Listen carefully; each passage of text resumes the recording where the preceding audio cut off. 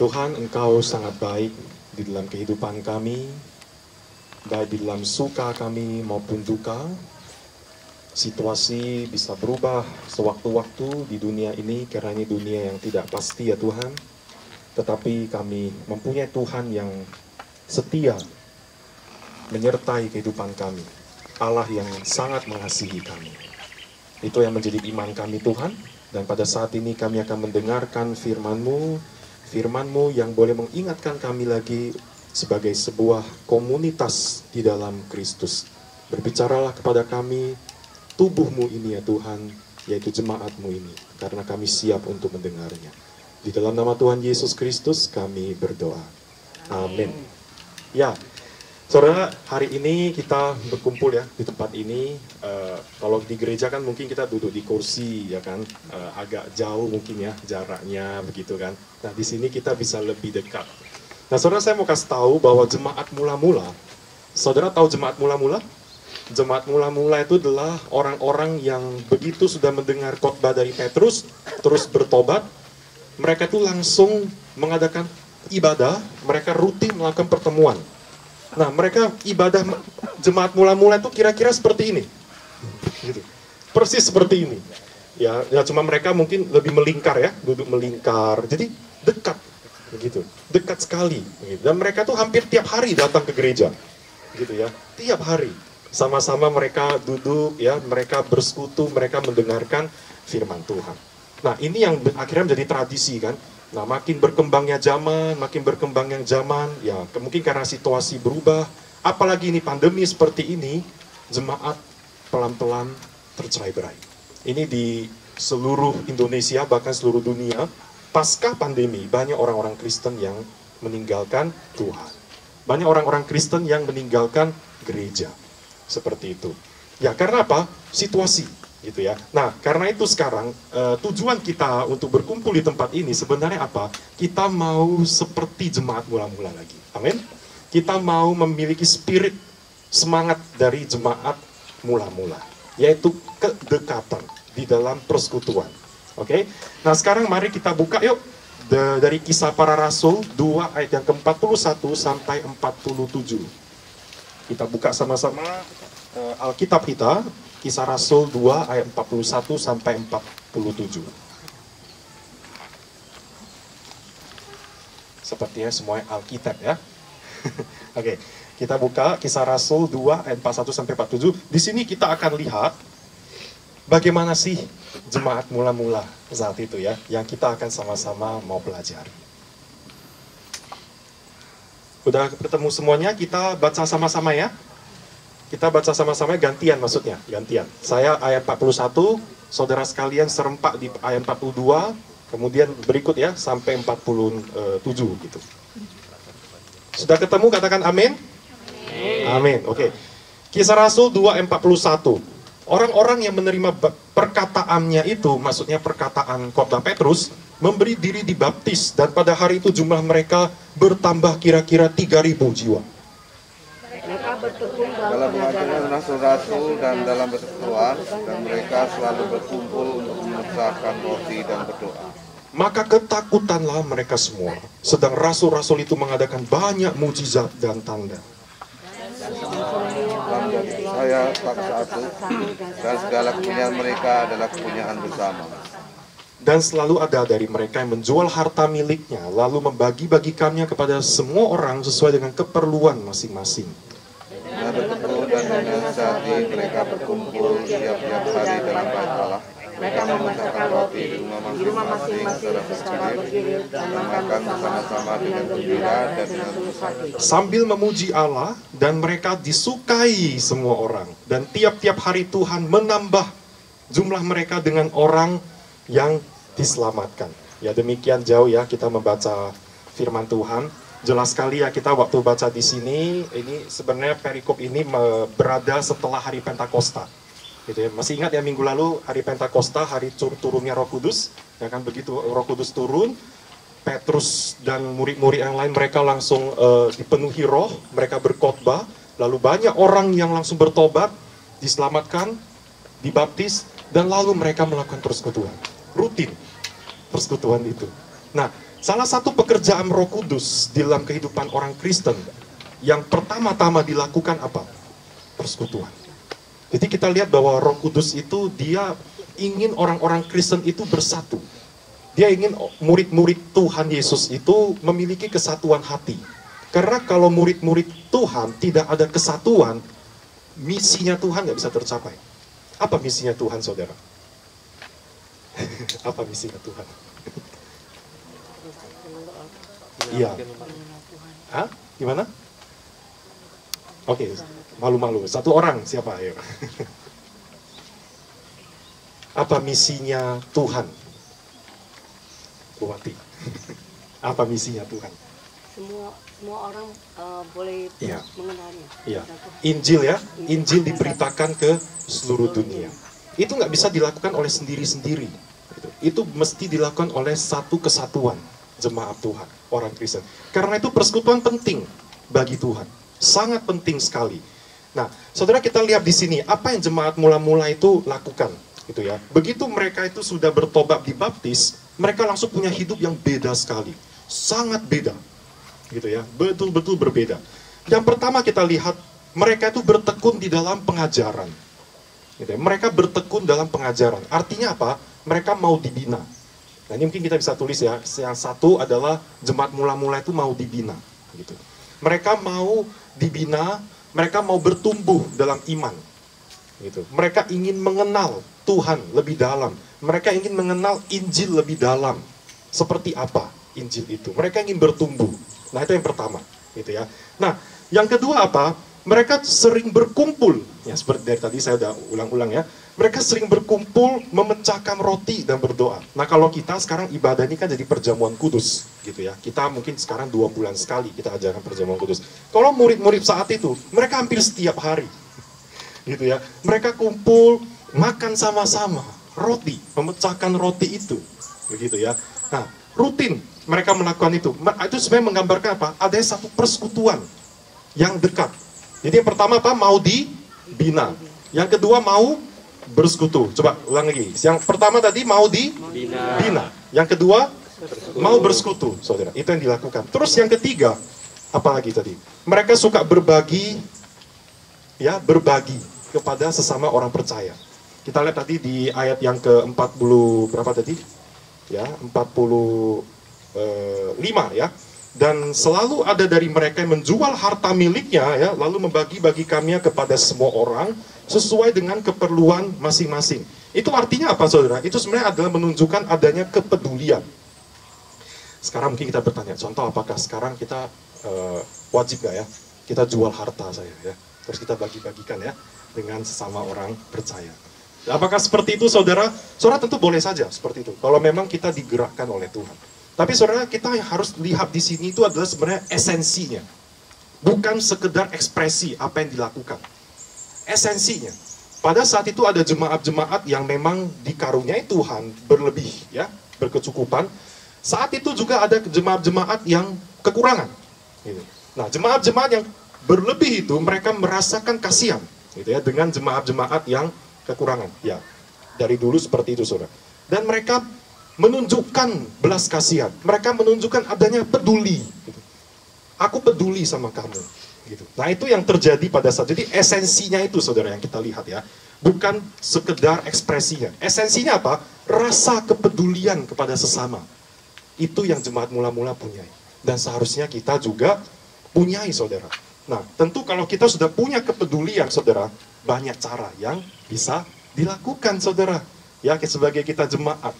Nggak cuma dana, ya, tapi bisa dukungan doa, bisa lisan, kata-kata, atau kalau misalnya kita bisa promosikan dia, ya, atau kalau misalnya secara ekonomi ini kita bisa membantu dipromosikan dia, membantu dia mencarikan pekerjaan dan sebagainya, saudara, gitu ya. Nah, itu adalah apa? Lahir dari hati yang peduli, saudara. Nah, itu yang sebenarnya yang harus kita tangkap, yang harusnya kita punya ketika kita berjemaat seperti ini, gitu ya. Nah, saudara, pandemi, sekali lagi karena pandemi, yang akhirnya membuat kita ibadah online itu berapa lama ya waktu itu ya? Ada 2 tahun ya? Belum sampai 2 tahun lah ya, lebih kurang mungkin ya. 2 tahun. Udah 2 tahun ya? Iya, 2 tahun. 2 tahun nggak tanggung-tanggung ibadah di rumah. Kita seperti kayak dikondisikan ya untuk benar-benar ibadah sendiri-sendiri, terpisah dari komunitas. Saudara, ini benar-benar penyakit, bukan cuma penyakit merusak tubuh kita, tapi COVID ini juga adalah penyakit merusak gereja, merusak komunitas, saudara. Sebenarnya itu yang terjadi. Nah, karena itu sebenarnya bagaimana kita orang Kristen ketika kita menghadapi hal ini, kita benar-benar tidak boleh mengikuti arus itu. Ketika virus itu berusaha memisahkan kita, seharusnya kita tidak dipisahkan. Soalnya ini sama seperti kalau misalnya ada, ya ini banyak cerita kan ya, ada muda-mudi, pacaran, kiailang ya. Terus orang tua mungkin tidak setuju. Makin kamu pisahkan, makin kami nggak mau pisah. Nah begitu ya, siapa dulu yang dulu seperti itu? Makin dipisahkan, makin aku nggak mau. Saudara, mestinya kita seperti itu ya sebagai konteks kita komunitas. Makin situasi mau memisahkan kita, makin saya tidak mau. Karena apa? Ini kebutuhan saya. Saudara, komunitas ini adalah kebutuhan setiap kita. Ya, nah saudara, ketiga hal ini ya seharusnya ada dalam komunitas kita, yaitu mau dibina, mau bersekutu, mau berbagi. Mau dibina ini gimana caranya di tempat kita ini? Saudara, sekarang kita gereja, kita ada pendalaman Injil. Ya, kita ada setiap hari Kamis itu pendalaman Injil. Di situ kita dibina sebenarnya. Kita sama-sama belajar untuk kita bertumbuh. Di situ juga sebenarnya adalah wadah persekutuan. Nah sekarang kita gereja ini lagi memikirkan ke depannya mau buat kelompok-kelompok kecil. Tapi kelihatannya masih belum segampang itu, gitu ya. Karena itu kita mulai dari pendalaman Injil itu. Nah saudara, ikutlah itu. Setiap hari Kamis ya kan, kita mau dibina.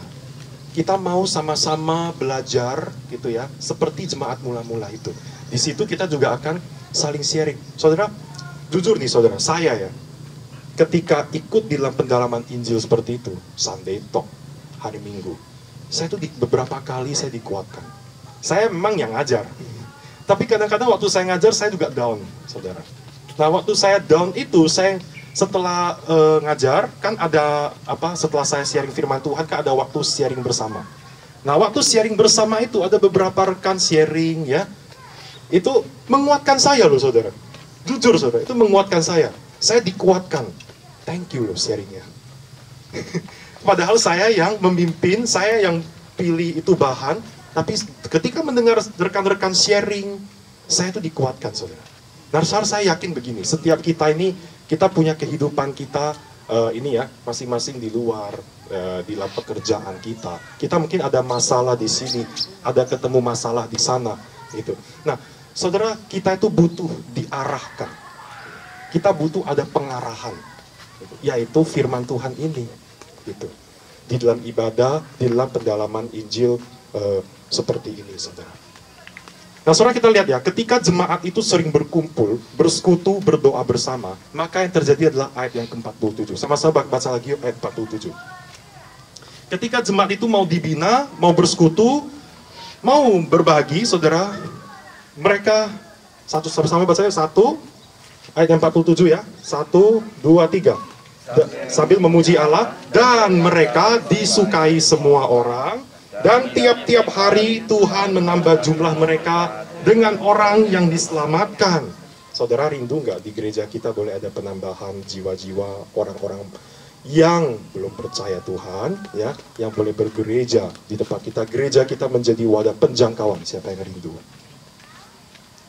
Halo, siapa yang rindu? Kok agak sedikit yang rindu? Wah, saudara, itu kerinduan Tuhan ya. Itu kerinduan Tuhan kita, dan seharusnya itu juga jadi kerinduan kita. Gitu. Kita hidup di dunia ini bukan hidup untuk sendiri-sendiri, saudara. Ini perlu kita catat. Kita makhluk sosial, gitu ya. Bukan cuma saya, bukan cuma keluarga saya, tapi bagaimana dengan orang-orang di sekitar kita juga, dengan orang-orang gereja kita, komunitas ini. Nah, di sini murid-murid saat itu, jemaat mula-mula, mereka bisa melihat gereja, ya, rekan-rekan mereka itu sebagai satu keluarga. Saudara coba lihat kanan kiri, ya, belakang, coba lihat. Ayo, coba lihat ya. Itu keluargamu, keluarga kita sama-sama. Ya, ya kan? Amin. Ya ini tubuh Kristus. Ini kita punya DNA yang baru di sini, yaitu DNA-nya Kristus. Gitu. Itu mengalir di dalam tubuh kita sekarang ini. Karena itu seharusnya kita melihat ini sebagai satu family yang baru. Nah, saudara, setidaknya saudara, ini saya mau sampaikan ada 3 hal yang biasanya suka jadi tantangan.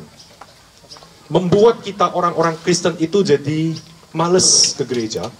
Membuat kita orang-orang Kristen itu jadi males bersekutu. Saudara, setidaknya ada 3 hal, saudara, gitu ya. Kita lihat di sini, yang pertama, saudara, setidaknya ya ada 3 hal. Yang pertama itu adalah kesibukan. Kesibukan, saudara, biasanya itu menjadi salah satu penyakit yang membuat kita itu jadi males tidak datang bersekutu. Saudara, saya mau kasih tahu gini, jemaat mula-mula sibuk nggak? Apakah mereka semua ciak peacing? Saudara ngerti ciak peacing itu tidak ngapa-ngapain gitu? Enggak, saudara. Ya, jemaat mula-mula juga ada job, saudara, juga ada pekerjaan.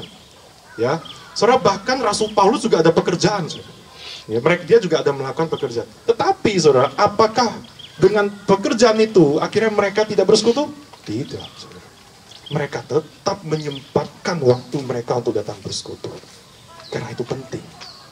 Gitu. Mereka sadar itu penting. Sampai satu lagi ya. Kenapa sih yang membuat jemaat mula-mula itu suka bersekutu? Karena mereka dalam tekanan.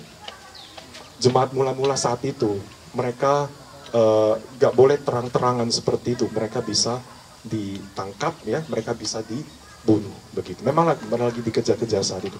Saudara, saya mau kasih tahu satu kabar, saudara ya. Satu kabar yang agak ironis. Ini dari sejarah ya, dari sejarah. Ini fakta soalnya. Ini dari sejarah. Dari sejarah kalau kita lihat, saudara, gereja-gereja yang bertumbuh, jemaat-jemaat yang akhirnya bertumbuh, adalah jemaat yang dalam tekanan. Jemaat yang ketika mereka itu diancam nyawanya, jemaat yang ketika mereka itu dikejar-kejar, diancam mau dibunuh, justru jemaat itu yang bertumbuh. Di China misalnya. Saudara, gereja bawah tanah, ada gereja bawah tanah, maksudnya gereja-gereja yang tidak resmi ya, sama gereja-gereja yang resmi. Coba tebak, banyakkan mana jumlahnya? Coba tebak, banyakkan mana? Gereja yang resmi atau tidak resmi di China? Tidak resmi lebih banyak, sangat banyak. Sangat banyak. Yang resmi justru nggak terlalu banyak orangnya. Saudara, di sini sebenarnya mau mengatakan apa? Jemaat justru ketika di dalam tekanan, mereka baru bertumbuh. Tapi justru waktu nyaman, tidak bertumbuh, saudara. Saudara, ini yang kadang-kadang sedih, saudara. Kalau saya kadang-kadang berdoa, Tuhan, kok ironis ya? Kok justru gereja-gereja yang udah nyaman ya? Kok gereja jemaat yang hidupnya nyaman begitu, tidak ada dilarang-larang, tidak mau beribadah. Tapi justru ketika dilarang, nggak boleh, ya, ancaman, nyawa, justru mereka mau semakin beribadah. Ironis bukan? Dan itu yang terjadi, saudara. Kalau kita lihat dulu di Roma sana, itu dulu bukan Kristen. Di Italia sana itu, Eropa. Mereka dulu awal-awal itu belum Kristen, saudara ya. Kristen masih minoritas di sana pada saat itu. Dan mereka sangat giat. Tetapi ketika sekarang Roma sudah menjadi negara Katolik, bukan? Kita lihat jemaatnya. Masih ada hati nggak? Jarang. Saudara, saya dengar dari dosen saya yang ada pelayanan di Jerman, di sana. Banyak orang-orang Kristen yang sudah meninggalkan Tuhan. Mereka Kristen KTP, saudara. Mereka nggak melihat itu sebagai sesuatu yang penting lagi. Nah, saudara, saya khawatir itu terjadi, saudara. Di Indonesia juga. Di tempat-tempat mungkin setiap kita. Di mana kita sudah nyaman, saudara. Tidak ada halangan, tidak ada rintangannya. Kita jadi tidak datang beribadah. Apakah itu perlu Tuhan memberikan satu tekanan? Nah, saudara. Jadi kadang-kadang saya Tuhan, Engkau kasih tekanan kepada yang di sana, di China, misalnya di Korea Utara, kayaknya itu baik ya. Saya kadang-kadang berdoa, kayaknya itu baik ya, untuk membuat jemaatnya bertumbuh gitu. Karena kalau nggak ada tekanan, nggak bertumbuh gitu loh. Nah, saudara, saya berharap kita tidak seperti itu ya, saudara. Saya berharap kita sekarang ini, kita kan gereja ibadahnya nyaman ya. Kita ibadahnya tidak ada halangan, tidak ada rintangan. Ayo saudara, kita benar-benar punya hati. Harusnya kita boleh semakin semangat lagi beribadah ya. Bersekutu bersama-sama dengan Tuhan. Yang pertama itu kesibukan. Yang kedua, kemalasan, saudara. Kenapa nggak beribadah? Mungkin dia ada sebut alasan, tapi sebenarnya males datang gitu. dan sebagainya. Itu yang kedua. Tapi ada yang ketiga, so. Yang ketiga ada jemaat yang begini. Dia takut disakiti. Oh, ada nggak? Ada. Ya, kenapa? Karena kenapa nggak datang bersekutu? Males lah. Oh, orangnya semua sama aja. Mau dia ini Kristen nggak Kristen sama aja semua. Males. Udah trauma. Mungkin udah pernah disakiti sebelumnya sama rekan-rekan gereja. Akhirnya nggak mau datang lagi. Takut disakiti. Nah, saudara, saya mau tanya yang ketiga ini. Apakah yang ketiga ini bisa jadi alasan untuk kita tidak datang gereja? Tidak. Saya akan kasih contoh ya. Coba suami istri. Ya, saya belum ada istri ya. Tapi saya udah punya pacar. Yang nggak pernah konflik deh selama pacaran sampai suami istri. Halo. Yang nggak pernah disakiti. Oke, kalau begitu nanti saudara kan pernah disakiti pasti ya sama pasangan masing-masing ya, pernah berkonflik, lalu saudara ajarin ke anak saudara. Nanti kamu udah dewasa, kamu jangan menikah ya, nanti kamu disakiti. Apakah kan begitu saudara? Halo, apakah kan begitu? Kan tidak, kan itu cacat ya pemikiran seperti itu ya, logikanya salah. Gitu ya. Bukan ya berarti tidak boleh menikah, tapi justru udah menikah itu ketika menghadapi konflik, pasti ada konflik itu saudara. Bagaimana kita cari solusinya, itu baru benar. Gimana kita dealnya. Nah saudara, kalau di dalam keluarga aja kita ngerti saudara. Nah saudara, di dalam gereja juga sama saudara. Di dalam gereja oke lah, kita mungkin bisa ketemu beberapa orang yang mengecewakan kita, ya kan? Mungkin kita pernah disakiti oleh mereka dan sebagainya.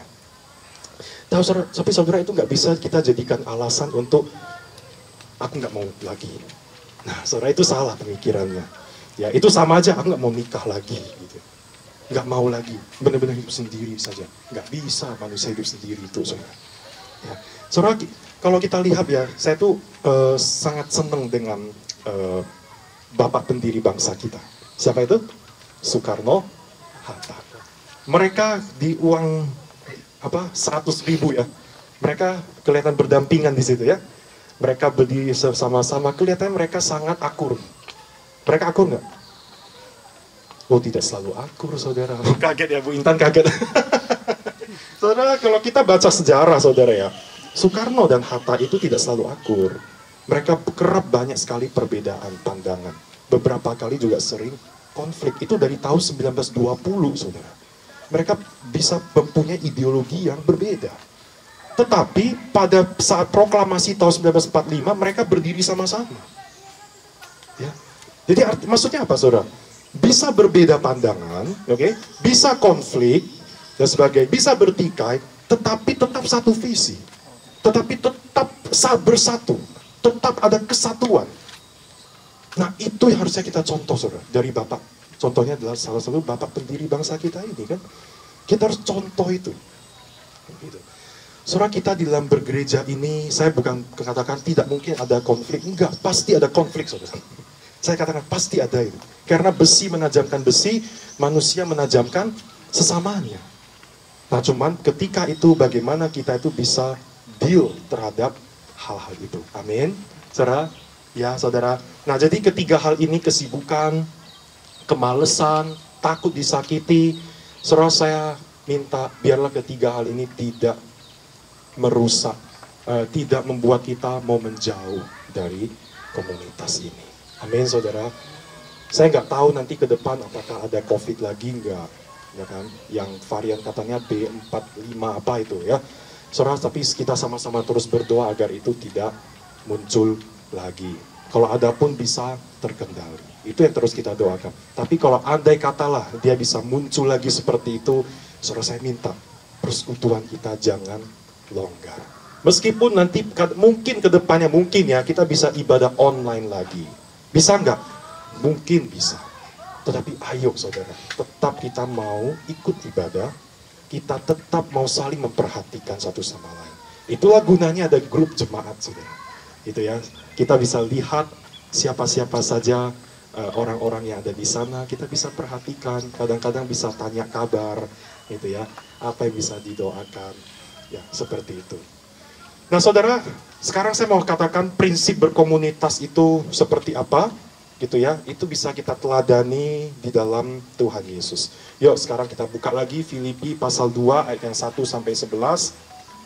Biarlah setelah kita selesai dari sini, Filipi pasal 2 ayat 1 sampai 11 ini yang benar-benar menjadi ingatan kita gitu ya. Biarlah kita boleh seperti Tuhan Yesus. Kita baca berganti-gantian lagi yuk. Filipi 2 ayat yang pertama sampai yang ke-11. Zoom-nya aman kan? Oke. Udah ketemu bilang amin, saudara? Amin. Oke. Belum serupa ya, ada yang masih cari aku lihat. Oke, udah ketemu ya? Kita baca yuk, Filipi 2 ayat pertama dari saya. Jadi karena dalam Kristus ada nasihat, ada penghiburan kasih, ada persekutuan roh, ada kasih mesra dan belas kasihan.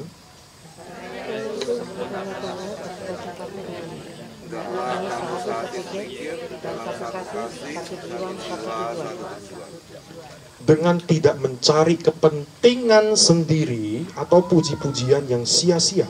Sebaliknya hendaklah dengan rendah hati, yang seorang menganggap yang lain lebih utama daripada dirinya sendiri. Ayat 4.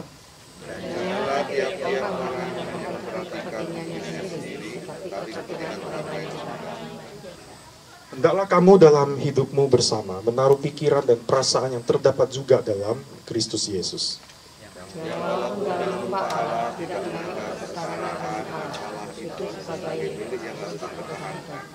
Melainkan telah mengosongkan dirinya sendiri dan mengambil rupa seorang hamba dan menjadi sama dengan manusia.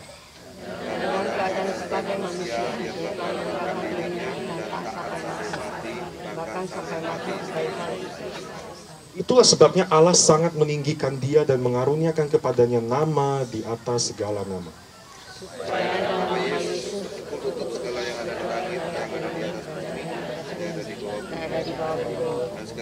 Dan segala lidah mengaku Yesus Kristus adalah Tuhan bagi kemuliaan Allah Bapa. Saudara, Tuhan kita Yesus itu adalah Tuhan yang mau merendahkan dirinya, gitu ya. Kita coba derajat kita sama Tuhan itu ibaratnya apa? Langit dan bumi. Tetapi Tuhan yang posisinya di langit itu, dia duduk di tahta, dia turun, dia mau bersama-sama kita, turut merasakan penderitaan kita, karena dia tidak mementingkan dirinya sendiri. Nah, saudara, ini yang kita sekarang pengikut Yesus, amin? Saudara mengerti nggak? Orang Kristen itu artinya apa? Pengikut Kristus. Nah, berarti kalau kita kata, oke, aku Kristen, maka aku harus mengikut Kristus. Itu konsekuensi logis. Jadi ketika Yesus Kristus itu dia datang ke dalam dunia, dia mementingkan kepentingan orang lain, dia memperhatikan orang lain, dia rendahkan dirinya sedemikian rupa, saudara, maka kita sebagai pengikut Kristus, kita juga harus melakukan kita sebagai pengikut Kristus harus melakukan yang sama-sama. Kristus sudah merendahkan dirinya sedemikian rupa, memperhatikan orang lain, maka kita sebagai pengikut Kristus, kita harus melakukan hal yang sama. Amin, saudara. Itu yang seharusnya kita lakukan, saudara ya. Nah, saudara, inilah maksudnya di dalam komunitas ini, saya berharap kita boleh ada kesatuan. Kita memperhatikan satu sama lain. Itu ya, kita mau dibina tadi, mau bersekutu dan peduli dengan sesama kita ini. Oke, saat ini saya mau memberikan kita sebuah aktivitas. Sekolah minggu aja ada aktivitas ya. Begini, saudara cari kumpul bertiga, boleh nggak usah di sini, bisa agak melebar berdiri aja di sana, gitu ya. Kumpul bertiga. Catatannya tidak boleh suami istri dengan anak, ya. Jadi harus orang lain, ya sesama gender boleh lah, begitu ya, sesama gender boleh. Oke, bertiga. Oh sebentar, jangan langsung tuh. Bertiganya gini, mau ngapain? Ya, waktu bertiga itu usahakan cari yang belum kenal, gitu ya, belum terlalu kenal, gitu. Ya, usahakan begitu ya. Oh ya nggak apa-apa, kalau udah hampir kenal ya good ya. Ya, maksudnya gini ya, kita waktu kumpul bertiga itu kita ngomong, kita tanya gimana kabarmu, gitu ya, tanya pekerjaannya, kalau belum tahu pekerjaannya tanya apa pekerjaannya, gitu kan. Lalu ya ngobrol-ngobrol lah gitu ya. Setelah itu terakhir tanya apa yang bisa didoakan, lalu doa sama-sama.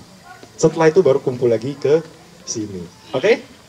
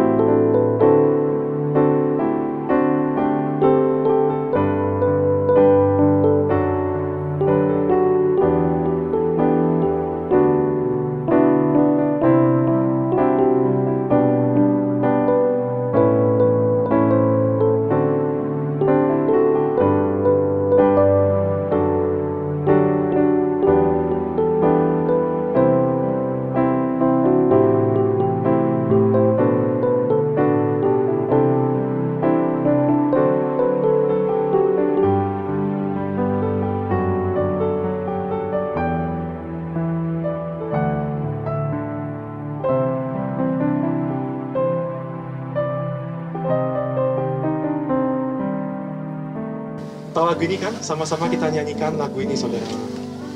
Jadikan kami satu. Kami rendahkan diri di hadapan-Mu. Sama-sama nyanyikan. Membawa hancur hati saat berseru, agar kami saling melengkapi tubuh-Mu. Seperti Kau dan Yesus adalah satu. Sekali lagi dari awal, kami rendahkan diri. Kami rendahkan diri di hadapan-Mu,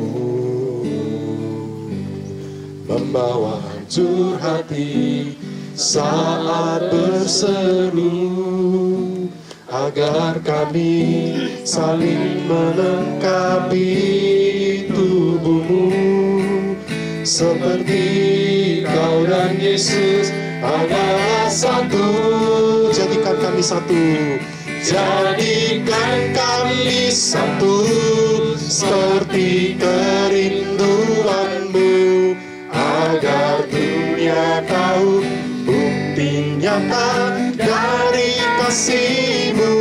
Sebelum kami pergi memberitakan kasih-Mu, mulailah dari kami lebih dulu. Jadikan kami satu. Sekali lagi refnya, saudara. Jadikan kami satu, sama-sama nyanyikan. Agar dunia tahu bukti nyata dari kasih-Mu. Sebelum kami pergi memberitakan kasih-Mu, mulailah dari kami lebih dulu. Jadikan kami secara pelan kita nyanyikan refnya sekali lagi. Jadikan kami satu, seperti kerinduan-Mu, agar dunia tahu bukti nyata dari kasih-Mu. Sebelum kami pergi memberitakan kasih-Mu, mulailah dari kami lebih dulu. jadikan kami satu. Mulailah dari kami lebih dulu, jadikan kami satu. Tuhan, biarlah ibadah Padang boleh menjadi momen mengingatkan kami bahwa kami perlu untuk bersatu di dalam keluarga kami di BCS Medan, keluarga dalam Kristus ini. Biarlah lagu yang tadi kami nyanyikan juga adalah doa kami ya Tuhan. Kami mau belajar memperhatikan satu sama lain. Kami mau dibina, kami mau bersekutu, kami mau punya kepedulian dengan sesama kami. Tuhan, tolong kami, dan biarlah kami boleh seperti Kristus, seperti Tuhan Yesus, guru kami, yang sudah merendahkan diri, mau memperhatikan, punya belas kasihan, yang tidak mementingkan dirinya sendiri, tetapi mementingkan kepentingan orang lain juga. Kami mau seperti Engkau, Tuhan Yesus. Dan tolonglah kami ya Tuhan, supaya kami boleh mempunyai kepedulian seperti ini. Terima kasih Bapa. Di dalam nama Tuhan Yesus Kristus yang siap untuk melakukan firman Tuhan, sama-sama katakan amin.